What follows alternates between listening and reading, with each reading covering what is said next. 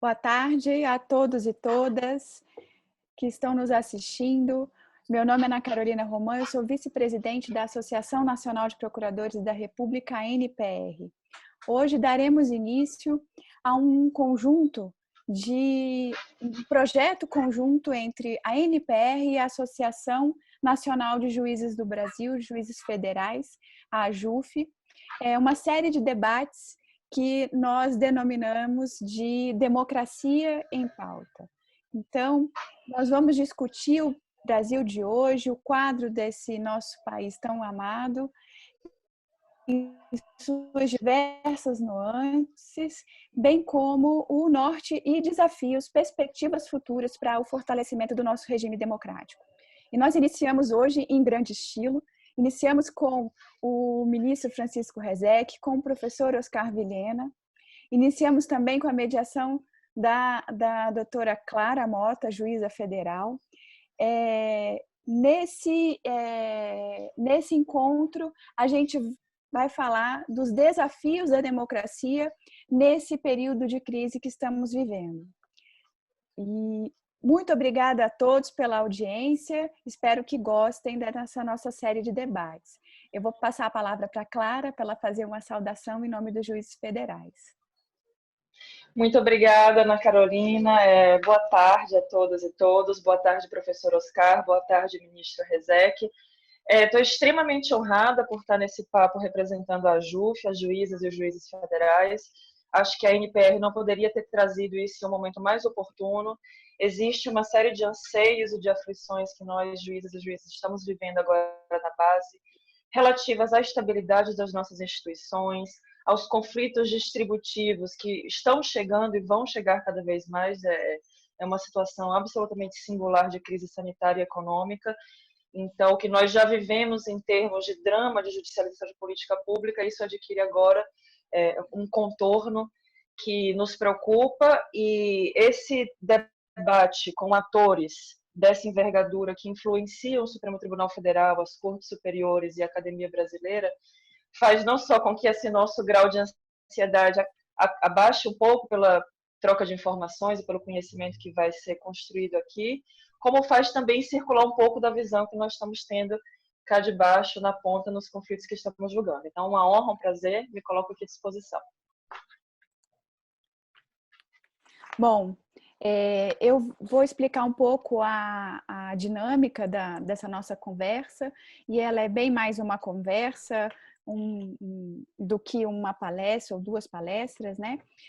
Os professores, iniciando pelo professor Oscar Vilhena, seguido pelo ministro Rezec, vão falar cada um 5 minutos, e em seguida nós faremos perguntas aos professores. Tudo bem? Podemos começar com o professor Oscar? Boa tarde, professor Oscar. O senhor está sem áudio, professor. Falha.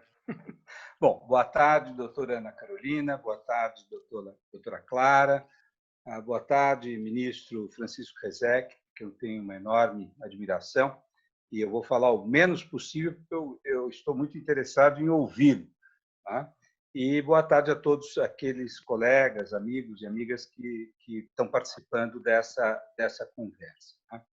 Eu gostaria de iniciar fazendo muito rapidamente um brevíssimo histórico sobre onde chegamos, porque se a discussão é vivemos ou não uma crise, qual é a natureza dessa crise, eu acho que nós precisamos ter uma ideia, ao menos consensual, sobre o que é a normalidade. Tá? O Brasil, evidentemente, retoma a normalidade constitucional em 1988, através de um pacto que é muito peculiar, e em alguma medida se distingue de outros processos de transição ao redor do mundo, porque a Constituição, em alguma medida, fez parte, talvez tenha sido o ponto culminante do próprio processo de transição. Então, ela é, em si, uma Constituição transicional e uma Constituição transacional. Foi no contexto do processo constituinte que todas as forças relevantes do país naquele momento, o ministro Rezec participava intensamente desse momento, elas puderam pactuar entre si qual seria a conformação jurídico-institucional do país para o futuro que dali vinha. Né? E ela foi, a Constituinte de 88, um processo altamente inclusivo. Né? E, portanto, grande parte das demandas, não só da sociedade, como dos interesses dos grupos, não só grupos de poder, mas das corporações, de vocês, juízes, procuradores, elas se fizeram presentes no momento constituinte. Né? E é isso que eu chamo, em alguma medida, de um pacto maximizador. Né? Ela levou em consideração os interesses de um grupo muito grande de pessoas. E, a partir daí, nós tivemos uma sucessão de governos, né, presidenciais, com o curtíssimo período do governo Collor, que, em grande medida, tinham feito parte desse pacto. Portanto, tinham um compromisso com esse pacto e sustentaram esse pacto. Né? De 1991 em diante, nós entramos numa plena normalidade e grande parte da política foi uma política de implementação da Constituição.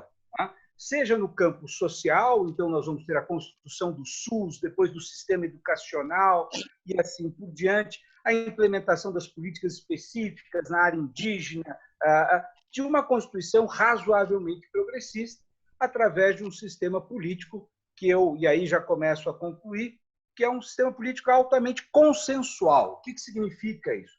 Que quem ganha a eleição não leva tudo. O presidente da República ele tem que negociar intensamente com um parlamento bicameral e, mais do que isso, com uma enorme fragmentação partidária. E, por outro lado, com instituições jurídicas, aí eu foco realmente no interesse que nos traz aqui, que receberam uma missão, em alguma medida, de servir como garantia do Pacto de 88. Como era um pacto entre atores políticos que desconfiavam muito entre si, eles acertaram o contrato na Constituição, um contrato muito detalhado, como nós sabemos, quando as pessoas desconfiam uma das outras e têm que fazer um acordo, elas escrevem esse acordo no detalhe, e o Judiciário, o Ministério Público, em alguma medida, foram colocados numa posição de garantes desse pacto. Né? É evidente que, enquanto os atores políticos, ainda que em competição, estavam compromissados com o pacto, nós andamos muito bem e o Brasil fez avanços excepcionais, ainda que nós possamos ficar chateados, amolados de que as coisas deveriam ter andado mais rápido. Mas o fato é que o Brasil avançou nesses 25 anos, até pelo menos 2013, quando nós emergimos, aí sim, numa crise política de grande polarização, onde esses atores passam não mais a cooperar na competição, mas a buscar a eliminação do outro. Isto afeta o desempenho das instituições. Nós temos as instituições utilizando as suas prerrogativas de maneira cada vez mais contundente, mais violenta, mais heterodoxa. Né? As próprias interpretações dadas pelo Supremo passam a ser mais questionáveis. Isso significa que nós estamos vivendo uma turbulência de natureza institucional. Felizmente, não foi uma crise que pôs fim à Constituição, mas certamente é um momento de disfuncionalidade.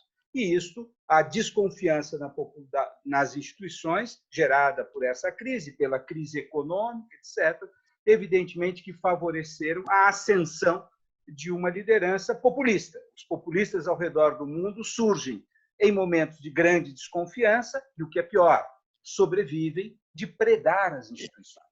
Então, nós temos agora essa situação, onde, não só no Brasil, na Turquia, na Hungria, na Polônia e nos Estados Unidos, por que não dizer, de líderes que surgem dessa situação e que buscam maximizar o seu poder, tentando eliminar os controles que se deve ter numa sociedade democrática sobre o exercício do poder na República. Então, eu paro por aqui e passo a ouvir o ministro Rezec. Bom, professor Vilhena, é sempre bom ouvi-lo e eu tenho feito com frequência. E queria partir dessa sua referência à crise em que nós mergulhamos de cabeça em 2013. Essa crise revelou nos meses seguintes e nos anos seguintes, até o começo de 2019, uma fratura brutal da sociedade brasileira, em todos os seus estratos. Uma fratura como penso que nunca a sociedade brasileira havia conhecido antes, e poucas outras conheceram.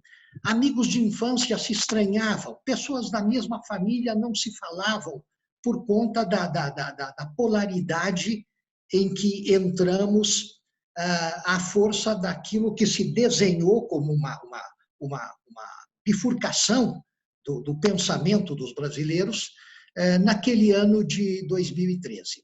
Agora, veja uma coisa curiosa.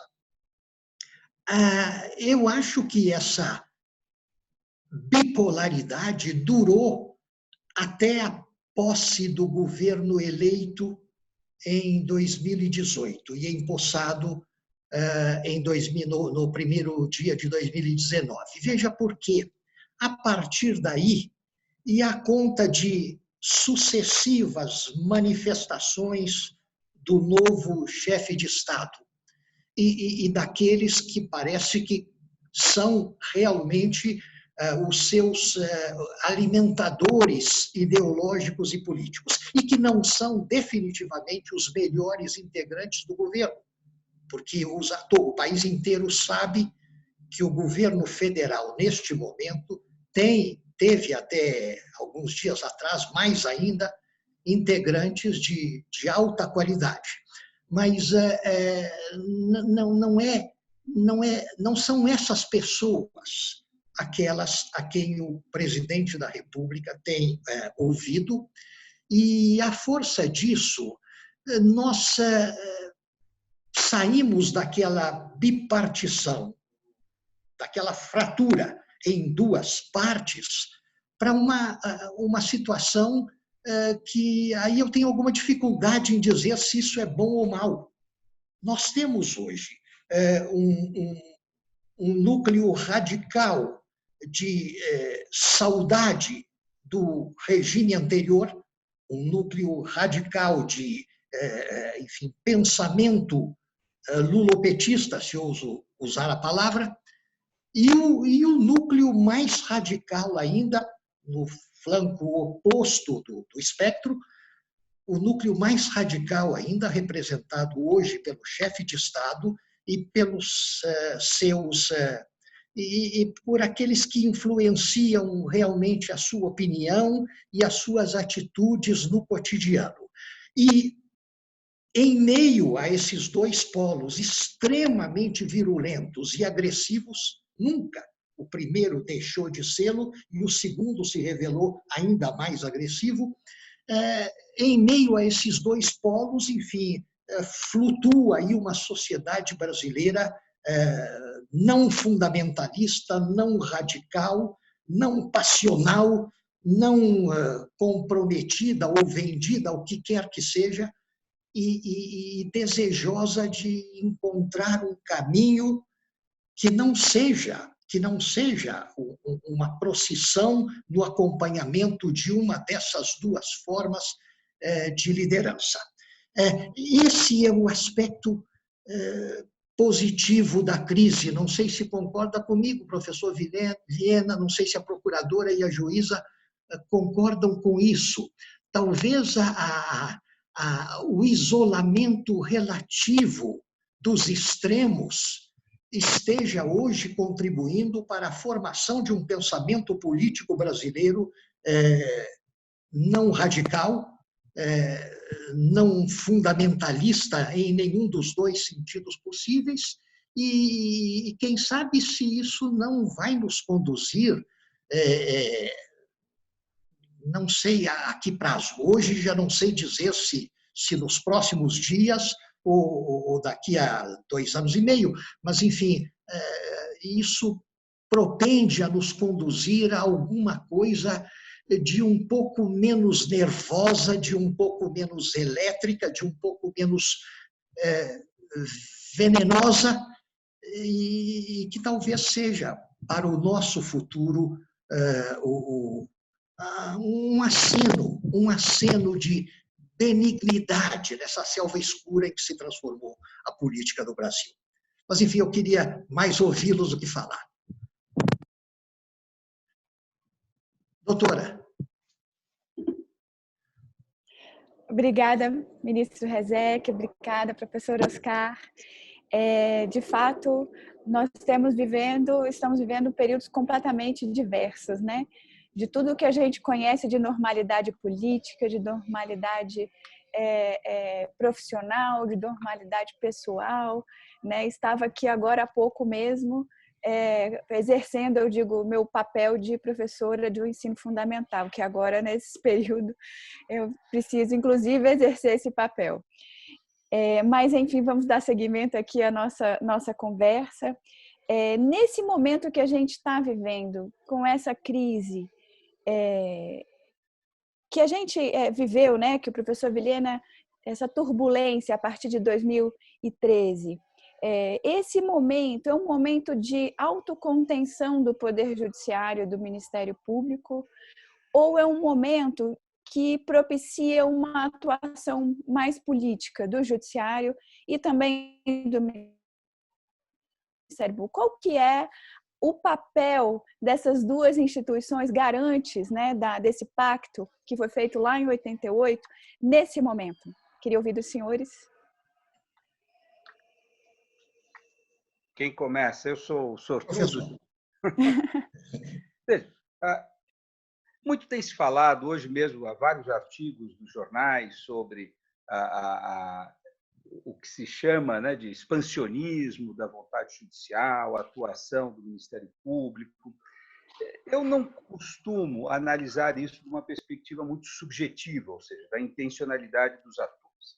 Eu acho que nós fizemos uma Constituição muito ambiciosa, uma Constituição que interfere, sim, na discricionariedade do ator político, ela concebe a política de educação, ela concebe a política de saúde, né? E no momento em que você constitucionaliza políticas públicas, evidentemente, você transforma esse direito, e ao transformar em direito, passa a ser, em alguma medida, competência dos poderes de aplicação da lei, especialmente do Poder Judiciário, algum tipo de controle sobre esses atos, né?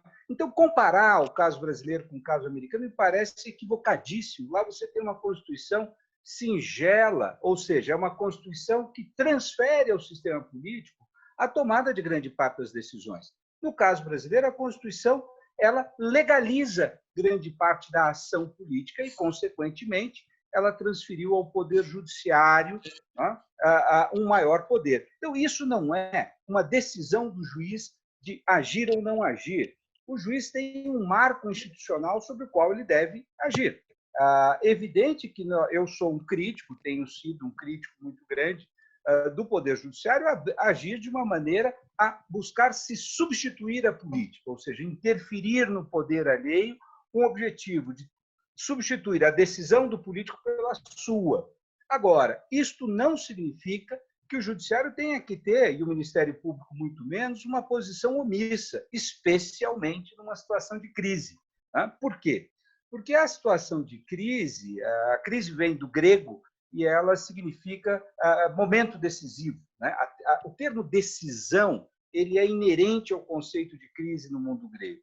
Por quê? Porque o momento de crise é aquele onde o corpo está entre a vida e a morte, algo precisa ser feito para que ele possa sair dessa situação e, eventualmente, continuar a sua vida. Então, nesse sentido, me parece que o Poder Judiciário brasileiro, dado especialmente a agressividade e a hostilidade que o ministro Rezec falava antes, de um grupo que está no poder, e pode ser também de outros grupos de oposição, mas do grupo que está no poder é sempre mais perigoso, quando ele é hostil à Constituição, né? Dada essa hostilidade, me parece, sim, que o Ministério Público e o Poder Judiciário têm que estar vigilantíssimos e ativos para conter essa ação deliberada de desmonte das garantias do Estado Democrático de Direito.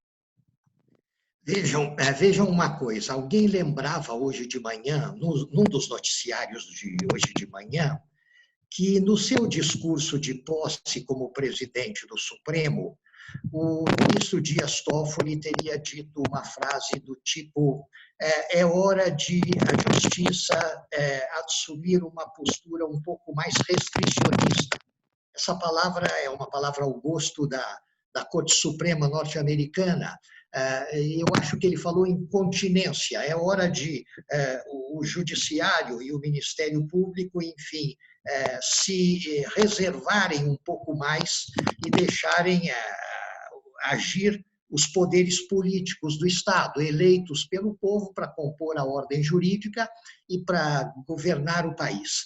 Mas, enfim, talvez ele tenha, neste momento, abstraído o fato de que não depende dele, não depende do Supremo Tribunal, como não depende de nenhum juiz ao longo do território nacional, essa questão de saber o que ele estará sendo levado obrigatoriamente a decidir.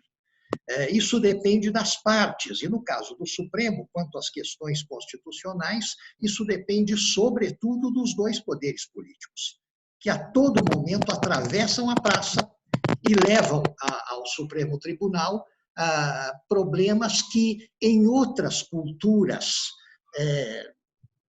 diferentes um pouco da nossa, e mesmo no cenário norte-americano, em cujo modelo constitucional nós nos inspiramos, nesses outros países não há essa necessidade quase que imperativa de, à luz da Constituição, a Corte Suprema ter que falar a todo momento e fazendo quase sempre a pedido daqueles a quem boa parte dos pensadores políticos, boa parte da sociedade pensante, aqueles que deveriam resolver os problemas lá entre eles. Afinal de contas, assumiram a política como carreira, estabeleceram e ofereceram ao público seus programas de governo e os seus programas de participação do Poder Legislativo, e são muitas aquelas situações em que, no caso dos Estados Unidos da América, confrontando-se ou não, em bases um pouco mais ousadas, um pouco mais atrevidas, um pouco mais agressivas, ou em bases extremamente civilizadas, os poderes políticos se organizam e tomam lá suas decisões sem perturbar, digamos, a Corte Suprema, até porque ela tem o hábito de dizer sempre, muitas vezes, no passado em que foi provocada, a Corte Suprema disse como resposta: não direi nada sobre isso. Por exemplo, a questão de saber se o presidente da República, no caso Jimmy Carter, tem ou não tem autoridade para denunciar pela sua só autoridade tratados com a República da China, na época, para cuja celebração ele tinha precisado do apoio do Senado, nos termos do que a Constituição diz. Então, quando um grupo de senadores foi à corte para saber se era legítima a denúncia, pela só vontade do presidente dos Estados Unidos, de tratados internacionais, a Corte Suprema, coisa que a qualquer juiz brasileiro deixaria perplexo, a Corte Suprema disse que não diria nada e que eles resolvessem, poderes políticos do Estado, resolvessem aquilo como lhes parecesse melhor. E a questão foi resolvida em favor do Executivo, em favor da possibilidade para o governo de denunciar sozinho tratados que comprometiam o país. Mas, enfim, o Supremo, isso é uma coisa que eu não sei se fica clara para os brasileiros em geral ou para aqueles que acompanham o trabalho do tribunal. O Supremo não vai atrás de coisa alguma. Nenhum deles, nenhuma daquelas 11 criaturas togadas, sai com a sua capa nos ombros para o lado de frente da praça ou para a lateral esquerda a se oferecer para resolver problemas do governo ou do Congresso. São procurados sempre, são fustigados sempre pelo governo, através dos diversos órgãos que o governo pode procurar o tribunal, ou pelos partidos políticos, pelos membros do Congresso, por parlamentares de toda a ordem. E não há, vejam bem, a sistemática brasileira, eu não sei se isso é realmente um imperativo constitucional ou se é o produto de uma longa prática nos nossos costumes judiciários. Mas o Supremo não tem, aparentemente, autoridade para dizer: não quero me envolver nisso. Ele nunca disse, ele nunca disse. E eu acredito que eles acreditam que não podem dizer. Eles têm que enfrentar o problema que lhes é levado. Eu dou um exemplo bem atual, bem atual. Algumas pessoas me perguntavam se o ministro Alexandre de Moraes, nessa decisão de ontem, abusou de poder ou não abusou de poder, se ele podia mesmo ter feito aquilo. Vejam só, a situação se colocou diante dele ontem de tal maneira que, se ele não decidisse como decidiu, ele estaria exatamente dando satisfação àqueles que esperavam, da parte do Supremo, uma convalidação da nomeação de determinada pessoa, por razões não muito republicanas, para o comando da Polícia Federal. Ou seja, era uma questão de angústia, realmente. Ele não tinha caminho outro a seguir, senão aquele, porque qualquer atitude abstinente naquele momento levaria todos os observadores pelo país afora a concluírem isso. Ao contrário do que imaginava Sérgio Moro, o presidente Bolsonaro tinha todíssima razão em escolher quem escolheu, em nomear quem nomeou e em garantir a posse. Basta dizer que o Supremo convalidou essa novela ao se abster de fazer a crítica, ao se abster de suspender a posse. Enfim, eu acho que é mais ou menos por aí. Obrigado, ministro. Obrigado, professor, pela primeira rodada. Eu vou pensar um pouco do diagnóstico que os senhores passaram para elaborar minha pergunta, que é um diagnóstico óbvio de crise, é um diagnóstico de populismo, é um diagnóstico que coloca em xeque o que vinha sendo o funcionamento da nossa democracia, um funcionamento baseado naquilo que a gente chama de presidencialismo de coalizão, em que a gente tinha uma certa clareza da agenda que era proposta pelo presidente para o Congresso e de que havia um esforço da presidência na aglutinação daquela base. Hoje em dia a gente perde um pouco o escrutínio dessa agenda e accountability, eu digo porque na própria JUF, e quem trabalha com política corporativa hoje, é submetido a um bombardeio de projetos e de pacotes que a gente não sabe sequer de onde tem surgido, as coisas são mais ou menos em 24 horas nessa crise. Um ponto que o professor Oscar tocou também, que eu acho que é uma distinção muito interessante para o debate de hoje, é o de que, embora em algum dado momento dessa crise de 2013 para cá, tenha havido uma base radical de apoiadores do governo que vigorou até 2016, talvez uma base ou uma ala radical de apoiadores, a meu sentir, acho que o professor Oscar tentou colocar isso, não é o mesmo que a violência como linguagem de governo do Estado, como o radicalismo enquanto modo de operar do governo. Isso ganha uma outra dimensão simbólica e real. A minha pergunta é, nesse turbilhão, como mudar a Constituição, se é possível mudar, inclusive o Congresso tem funcionado de modo virtual, o que é que isso significa em termos deliberativos, e como também não mudar, porque eventualmente nós poderemos ser chamados a enfrentar situações orçamentárias e econômicas que vão chamar os poderes a talvez precisar reformar a Constituição. Essa aqui é a pergunta aí complicada. Bom, Clara, tem alguns cachorros por aqui, então me desculpe, eu não consigo calá-los. Mas eu gostaria de responder a tua provocação de duas maneiras, né? A primeira delas é essa distinção que você fez entre o grau de radicalidade, né? Sem dúvida nenhuma, 2013 para cá, nós nos polarizamos. E a polarização ela é horrível porque ela exclui a possibilidade de interlocução, de diálogo racional, de ouvir o outro, de avançar. Então, todos os grupos que se radicalizaram fizeram mal à democracia, né? Mas eu acho que, sim, há uma distinção de natureza qualitativa do atual grupo que está no poder.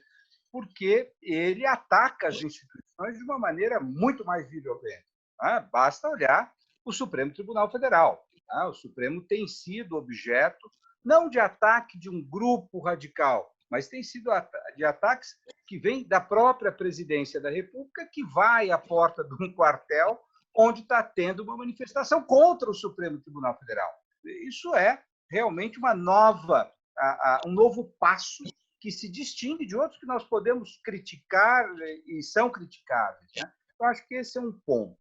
A outra questão que me parece relevante, a outra questão que você colocou, que é muito relevante, é uma crise, normalmente uma crise que tem natureza institucional, como é a nossa, ela passa pela reforma e adaptação das instituições, né? Mas, evidentemente, quando nós temos na liderança do Executivo um grupo que é tão hostil, não só a essa Constituição, mas aos valores da democracia liberal, aos valores do constitucionalismo, então é muito arriscado você se deixar engajar num processo de reforma da Constituição. Esse é meu medo. O meu velho professor John Elster, que dizia, né, a Constituição é como o mastro da embarcação de Ulisses, né, que, quando estava navegando e sabia que ia se encontrar com as sereias e sabendo que ninguém resiste ao canto das sereias, ele decide, então, se auto-amarrar ao mastro da sua embarcação para que ele possa ouvir o canto das sereias, mas não se deixar destruir pelo seu encantamento, né? A Constituição, ela tem esse mesmo papel, ela serve para a crise. A Constituição tem diversos dispositivos que foram montados para que nós navegássemos em mar revolto, né? E entre esses dispositivos, sem dúvida nenhuma, está o dispositivo das cláusulas pétreas. Para que servem as cláusulas pétreas? Elas servem para que nós, num momento de medo, num momento de exacerbação da política, num momento de descontrole, não tenhamos a tentação de nos desamarrar dos princípios fundamentais da Constituição.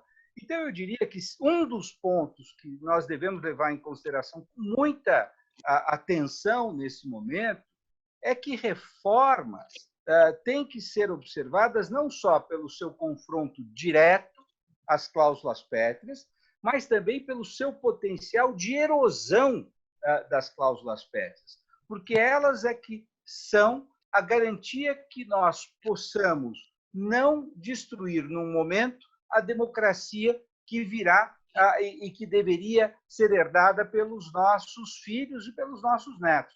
Então, eu acho que é muito importante nós sermos cuidadosos, não só o cuidado político do Congresso Nacional, não tomar medidas que põem em risco a democracia ou o pacto entre os poderes que está expresso na Constituição, como é muito importante que o Poder Judiciário zele para que, mesmo aquelas pequenas interferências que aparentam não ser tão grandes, elas possam ser barradas. A literatura muito consistente hoje no mundo sobre o papel do judiciário em momentos de crise, né? E, evidentemente, quando a crise se exacerba, quando há um golpe de Estado, o judiciário é impotente. Normalmente, ele é o primeiro a ser banido. Mas, quando o judiciário ele, é atento às pequenas violações, às pequenas interferências, ele consegue colocar limite àquele que tem a ambição de tomar o poder. Então, nesse sentido, eu concordo com você integralmente que é um momento de atenção máxima das instituições que zelam pelo Estado de Direito, porque mesmo as pequenas violações, elas podem, somadas, gerar um processo de erosão. Veja, doutora Clara, o que eu lhe respondo é o mesmo que disse o professor Vilhena. Primeiro, eu concordo com a sua proposição inicial. Há uma diferença de grau, sobretudo pelo fato de que o radicalismo do lado oposto, do lado hoje não mais governante, não envolvia necessariamente a palavra do chefe de Estado.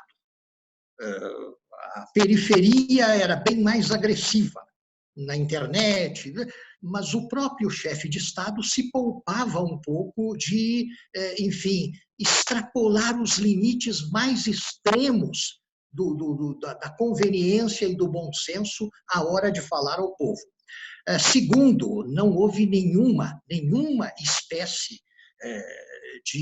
nem pelos apoiadores mais radicais de governos anteriores, nenhuma espécie de ameaça aos outros dois poderes que não o governo, e muito menos uma ameaça com a aparente, a suspeita, pelo menos, simpatia do chefe de Estado. E esses são dados que firmam muito bem a correção da sua proposta de que há uma diferença de natureza e de grau na colocação desses dois discursos extremos. Quanto ao segundo ponto, eu aí estou totalmente com o professor Vilhena. A pior das horas possíveis para que se cogite de uma manipulação qualquer, ainda que a mais benigna, ainda que a mais bem-nascida das propostas de reforma da Carta, é hora de nos aferrarmos a ela com seus inúmeros defeitos cosméticos, mas com as suas virtudes essenciais, né, que são imutáveis por força da mecânica do artigo 60, e ficarmos, enfim, nisso até que cessado esse clima de tantas prioridades pungentes, a gente possa um dia, com a cabeça fria, imaginar algum aperfeiçoamento à Carta, especialmente uma reforma política, que é a mais, enfim, além da reforma tributária e de outras, mas a reforma política é aquela que, enfim, mais angustia, creio, os brasileiros, até porque eles acham que, o brasileiro médio acha, e acha com razão, que a mais urgente das reformas é a reforma política, mas o responsável pela reforma é necessariamente o poder político, e este não deseja fazer a reforma do ritual que vem presidindo a sua vida, o seu metabolismo há tantas e tantas décadas. Em todo caso, enfim, a hora não é boa. Para isso, a hora não é boa. Bom, pegando um pouco aí o gancho do que vocês falaram, né? Desse desafio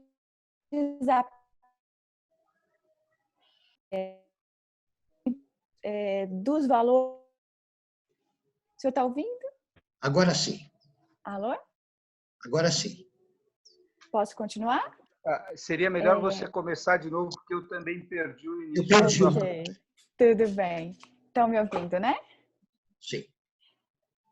Esse desapreço de muitos pelos nossos valores constitucionais, essa virulência contra as instituições que nós temos visto, os ataques ao Supremo, ao Congresso, enfim, toda essa turbulência que a gente tem vivido institucional,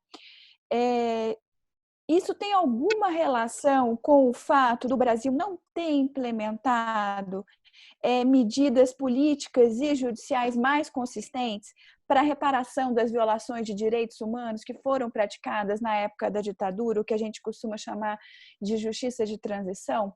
Existe relação nesse momento que a gente está vivendo hoje com essa passividade? Eu acho que a gente pode chamar isso. O Brasil ele não tratou as questões da época da ditadura da forma que outros países fizeram, principalmente na América Latina. Os senhores acham que existe alguma conexão com isso? O ministro Rezé quer começar agora? Senão Posso sim. Quero pegar carona na sua resposta. Veja, doutora Ana Carolina, não, eu não acho. A minha resposta à sua questão é não, eu não acho isso. Eu acho que os problemas que nós estamos vivendo hoje não têm nenhuma relação direta com qualquer postura assumida pelo Brasil no passado recente em relação ao processo do seu próprio passado.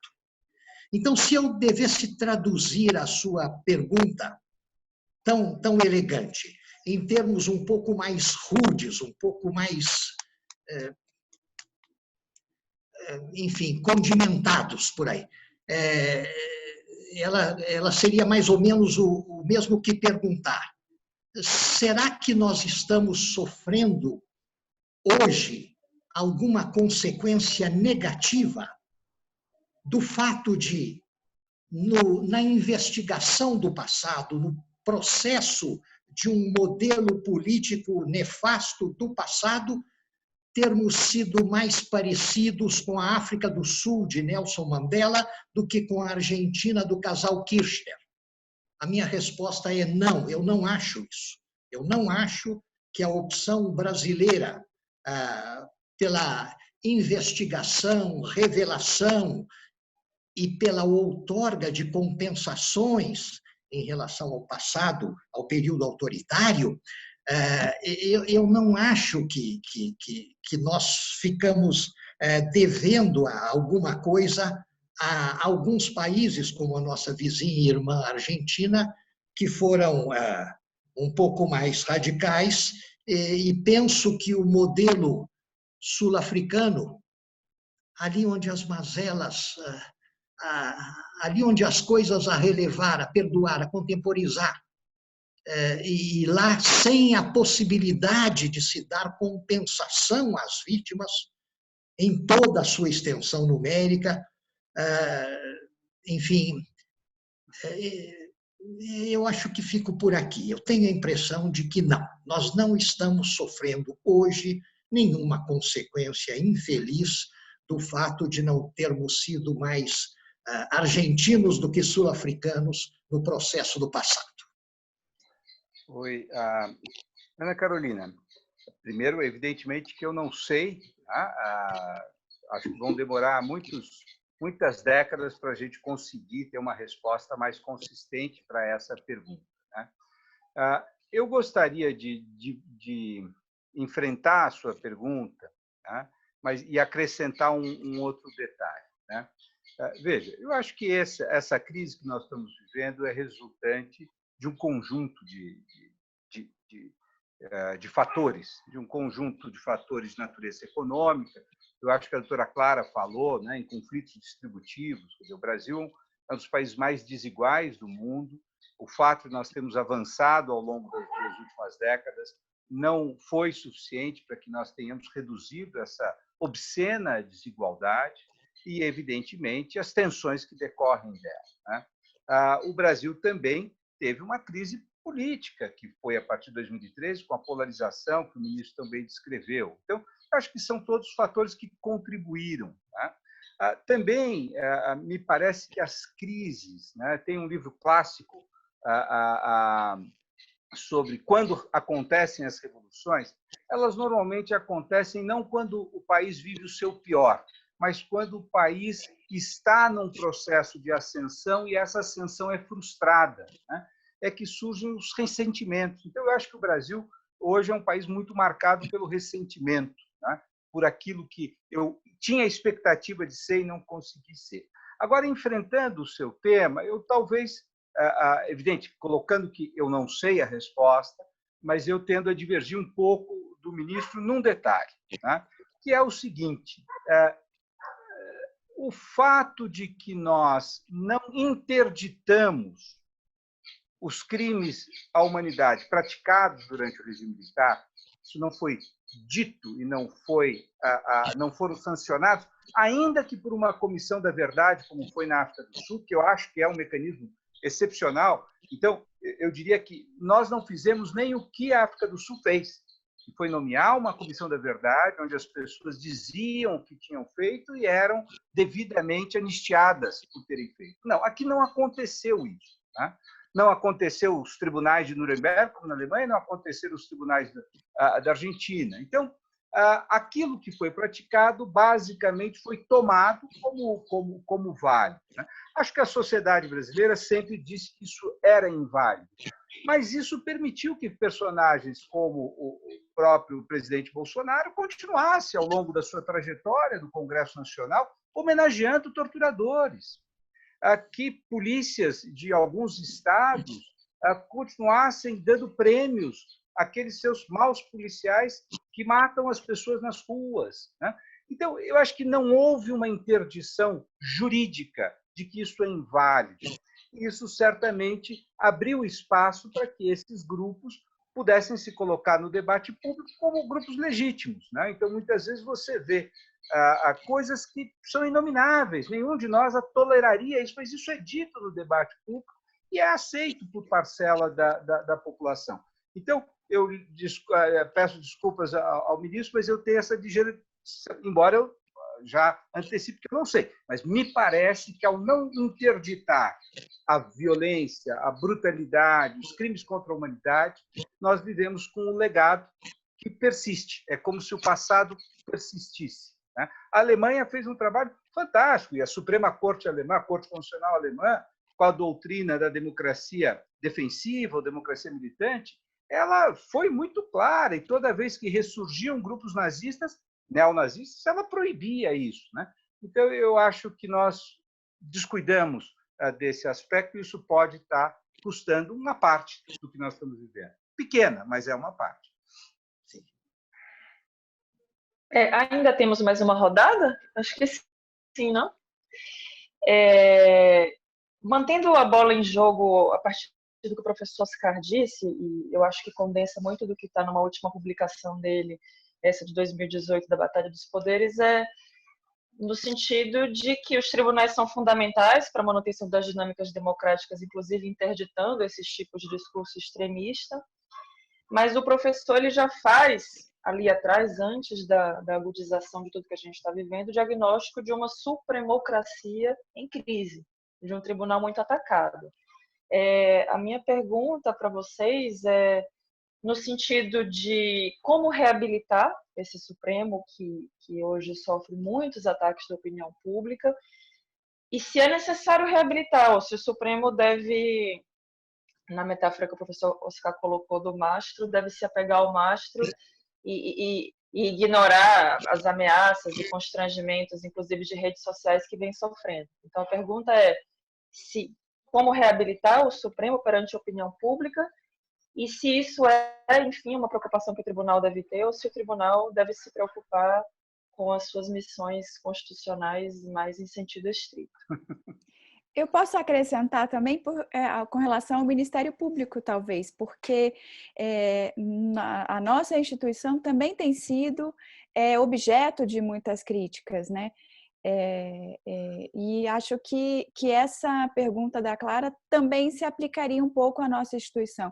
Seja de um passado recente, nós tivemos problemas com a Lava Jato, com o nosso procurador-geral atual, hoje também objeto de críticas. Então, assim, o Ministério Público tem sido alvo de críticas já há algum tempo. Nós estamos na Berlinda já há algum tempo. Acho que eu podia acrescentar também com relação ao Ministério Público. Desculpe interromper essa pergunta, Clara.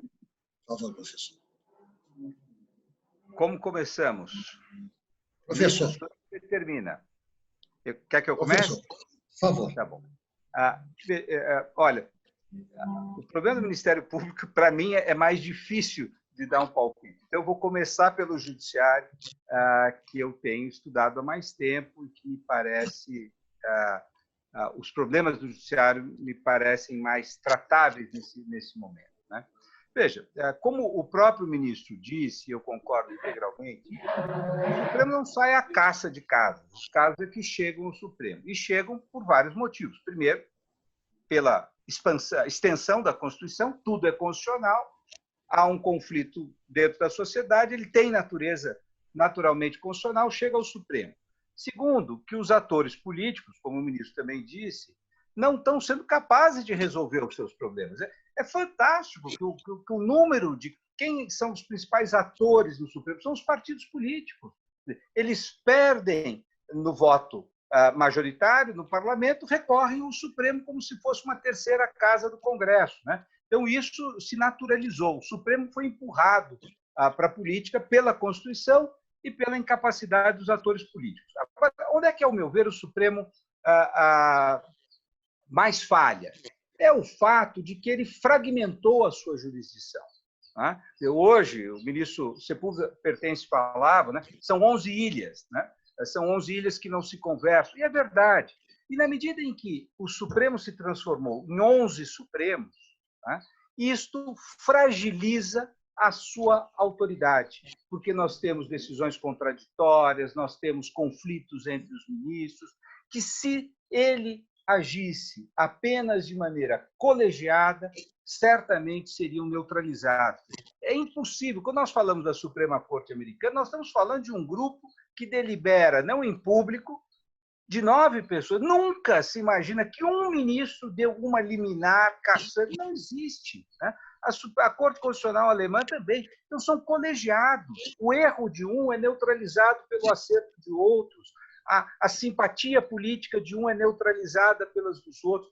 Então, o Supremo ou se reconfigura enquanto colegiado, ou eu entendo que a crise dele persistirá por muito tempo.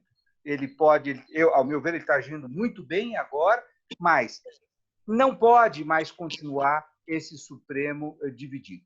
E, para isso, ele vai precisar reduzir algumas das suas competências, o que não é problema dele, não foi ele que criou, foi a própria Constituição. Ele acumula o papel de 3 cortes, né? De Corte Constitucional, de Corte de Recursos e de Tribunal Especial de Primeiras Causas Políticas. Né? Tudo chega lá no dia seguinte, criminais e não criminais.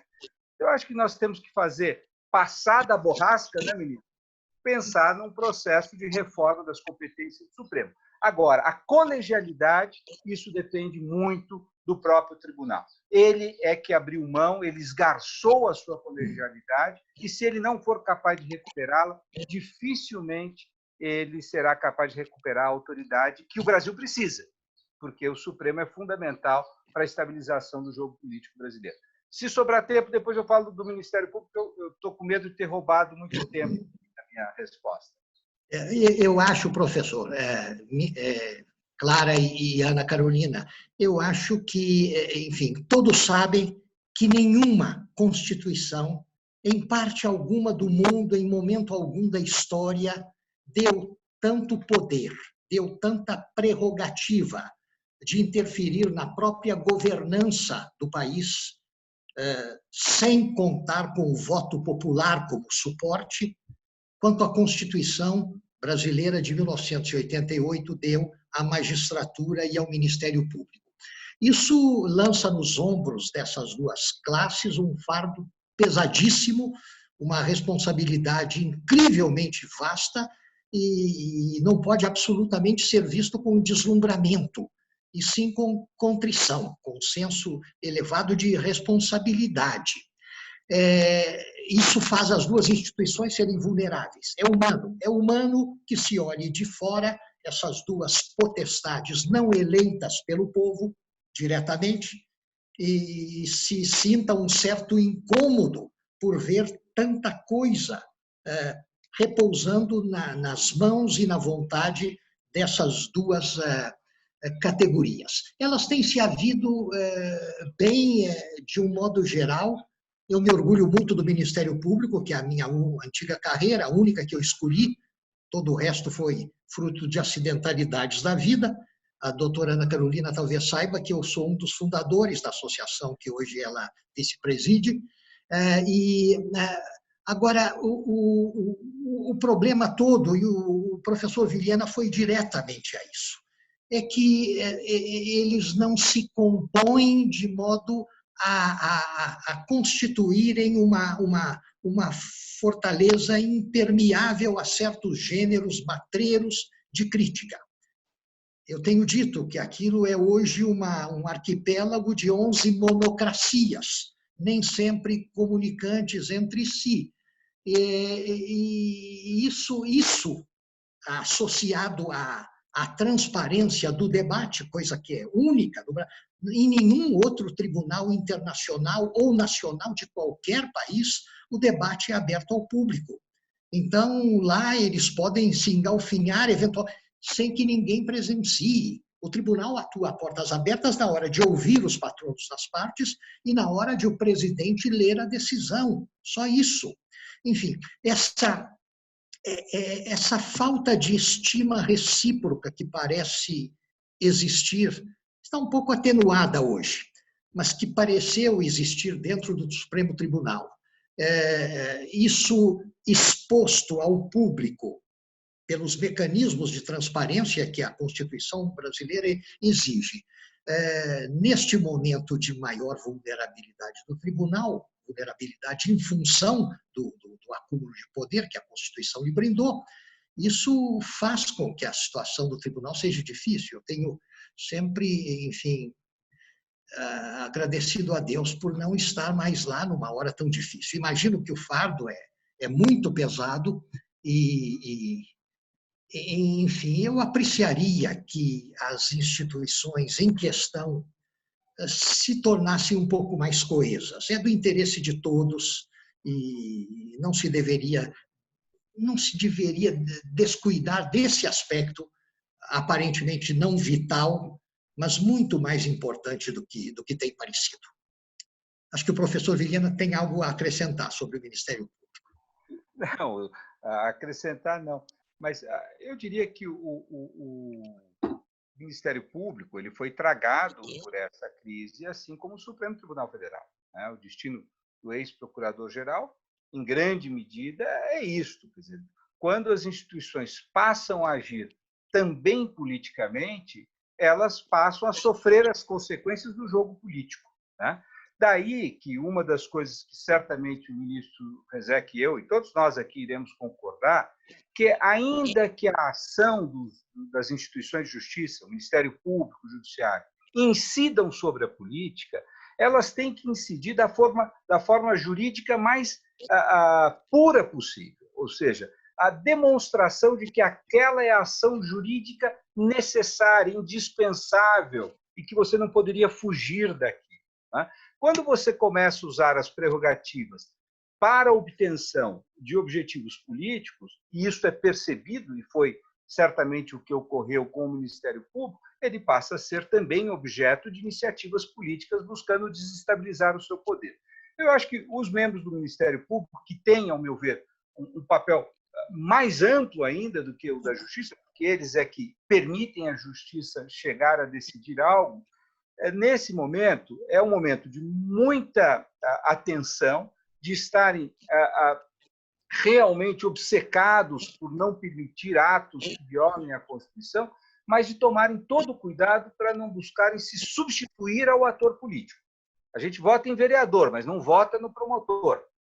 E muitas vezes o promotor acha que ele é que tem que decidir a política educacional do município. Não é, mas ele sim tem que zelar para que a política educacional do município não viole preceitos da Constituição, que é uma coisa distinta. Então, ele tem um poder muito maior de desestabilizar uma prática violadora, mas ele não tem o poder de construir uma política. E isto tem que ficar sob a responsabilidade daqueles que foram eleitos para isso e que podem ser não eleitos na próxima eleição. Eu acho que esse é o grande desafio do Ministério Público, encontrar o seu papel de zelar, mas não de se substituir à política. Perfeito. Eu acho que esse debate foi o primeiro dessa série da Democracia em Debate, promovido pela NPR e pela JUF. Inauguramos em grandíssimo estilo, com 2 mestres que nos deram uma aula sobre democracia, sobre instituições, sobre esse balanço, esse equilíbrio tênue entre os poderes. E eu fico muito grata de ter participado desse debate como mediadora, com essas lições tão importantes hoje. Clara, você quer fazer um encerramento também? Muito obrigada, ministro Rezec, muito obrigada, professor Oscar. Eu gostaria de poder estar perto, né? Essa iniciativa da JUF e da NPR faz com que a gente esteja conectado, mas não fisicamente próximo. São os limites que nós temos hoje para preservar a saúde de todos. Então, permaneçamos todos conectados, mas cuidando, né, da nossa saúde, cuidando da saúde da população, que já está tão combalida, né? A gente tem visto aí as notícias de hospitais muito cheios, então eu acho que essa é a ideia desse debate da NPR e da AJUF. Muito obrigada a todos. Clara, pode fazer sua saudação. Agradeço imensamente também, Ana Carolina, a NPR, a oportunidade da AJUF estar aqui, colaborar. Agradeço ao ministro Rezec, ao professor Oscar. Foi uma aula fenomenal. Eu acho que ficou muito claro que democracia sempre é um aprendizado e as nossas instituições, especialmente pelo peso que eles ressaltaram aqui, precisam estar abertas a essa oxigenação, a ouvir, a receber essas reflexões críticas. Então, só agradecer. Mando para o professor Oscar um abraço especial fraterno do desembargador Roger Halpe Rios, que falou comigo cedo, que estaria nos assistindo. Então, muito obrigado, ministro, muito obrigado, professor, e obrigada, Ana Carolina. Obrigado às duas meninas. Olha, um prazer enorme estar aqui com vocês, um prazer enorme rever o ministro Rezec. E é isso, é o momento de dialogarmos e encontrarmos as soluções, porque o país precisa desse diálogo. E acreditamos todos, professor, que dias melhores virão. É isso. Muito obrigada. Então, hoje nós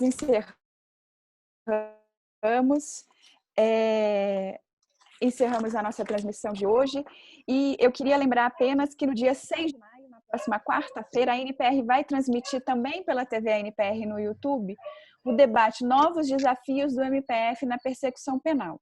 O encontro ele será mediado pelo Procurador da República, Daniel Salgado, contará com a participação da professora da Universidade de São Paulo, Helena Lobo, do Procurador Regional da República, Vladimir Aras, e do promotor do Ministério Público de São Paulo, Fábio Becara. Estão todos convidados, tenham uma boa noite, uma ótima semana e até quarta-feira. Até mais. Obrigada, Tchau. Um abraço. Tchau. Um abraço, tchau.